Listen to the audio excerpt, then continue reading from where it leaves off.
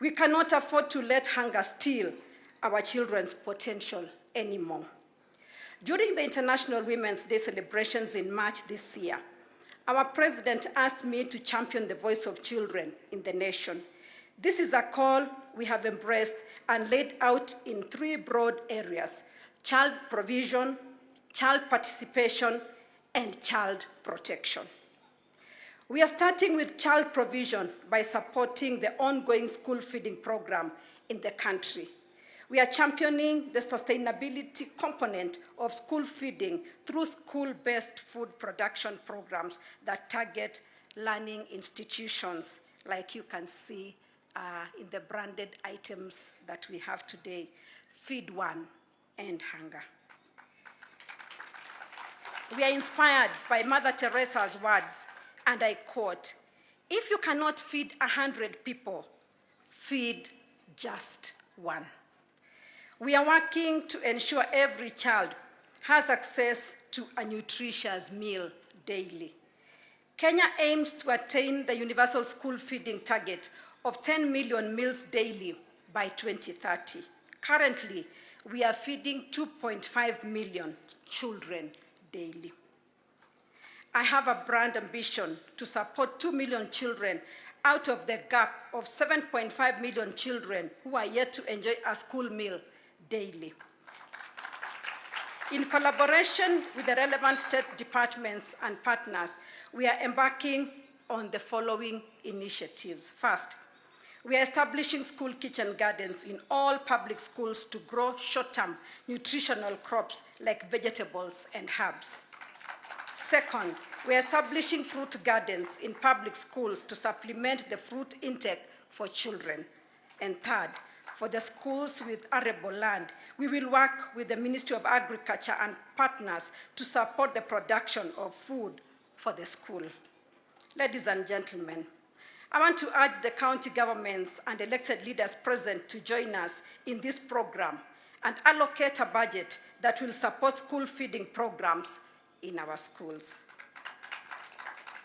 I specifically urge our legislatures to consider providing sufficient funds towards the budget of the Ministry of Education for school feeding to ensure that we support our government efforts to close the gap of 7.5 million children in the next 6 years. School feeding is not an expense, it is an investment in Kenya's future. We want to see every child holding a nutritious plate of food in their hands daily. This is the power that every child needs to get an equal chance at life and change their future. As I close, I'm honored to celebrate World Children's Day with children from Nakuru County and especially children of Katembwa. I'm pleased to join you this afternoon at Katembwa Primary School to celebrate World Children's Day 2024 with the theme, "Listen to the future, stand up for children's rights." Today, as we celebrate World Children's Day, our focus is clear: to ensure every child in Kenya has the opportunity to learn, thrive, and dream free from the burdens of hunger and malnutrition. A month ago, in October 2024, the World Bank published the Africa Pulse report that revealed that 7 in 10 children in sub-Saharan Africa are denied the benefits of pre-primary education due to hunger and malnutrition. When Kenya gained independence in 1963, the founding fathers of our nation focused on 3 key issues: poverty, disease, and ignorance. To eliminate ignorance, the plan was to ensure that every Kenyan child is educated.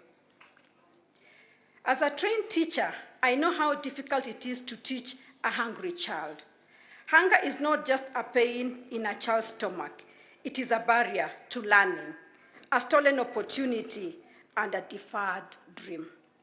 And it is prudent and very, very important that when we are bringing up our children to be future responsible persons, let us develop them responsibly. Allow me to pose a question to you, the people and the children of this nation. What have you done for the children of Kenya? Umefanyia nini mtoto? Every other day when we wake up, we see violence against children, Your Excellency. What have we done to make sure that we bring up our children in the best way possible?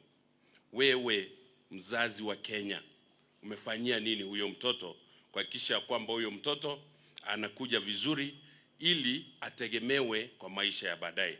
So what have you done? That is, I don't need an answer for that, but we want to find out what have you done. Wazazi tumeachia watoto, malezi tumeacha. Tumeenda kwa mambo mengine, tumeacha malezi ya watoto. Ninawasihi nikiwa PS wenu ya watoto, tafadhalini, before Her Excellency our First Lady, who is also a mother, I request you, please, let us take care of our children. Let us not harm our children. Let us not violate the rights of these children. I beseech you. Your Excellency, we do what we call cash transfer, popularly known as Inua Jamii. This one we give to the vulnerable families of this nation. There is no reason why children should not be left without school fees, and there is no reason why children should go to bed without food. We have done not only for the older persons, but we've done for the vulnerable people, that is the people living with disabilities, and as well as the older people and the children who are within us, especially those who come from the vulnerable areas. Your Excellency, we found this when the government came into place. We found the children who are being supported by Inua Jamii at 259,000. We have scaled it up now. We are talking about 500,000 of children that we give the cash transfer. Besides that, Your Excellency, we are also doing what we call presidential bursary, secondary school bursaries. We give the children who are not able to access school fees, we give them some money, which is 30,000 per year, for them to access education. So what we are asking is that, can we take care of our children? There are opportunities. The government is there.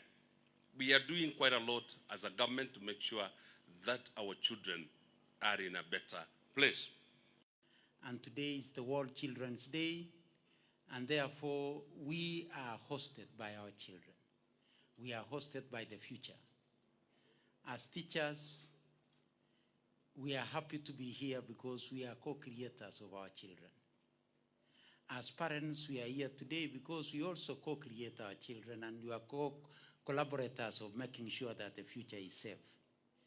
Your Excellency, I want to assure you that as Ministry of Education, we are fully dedicated to make sure that that future is safe in our children.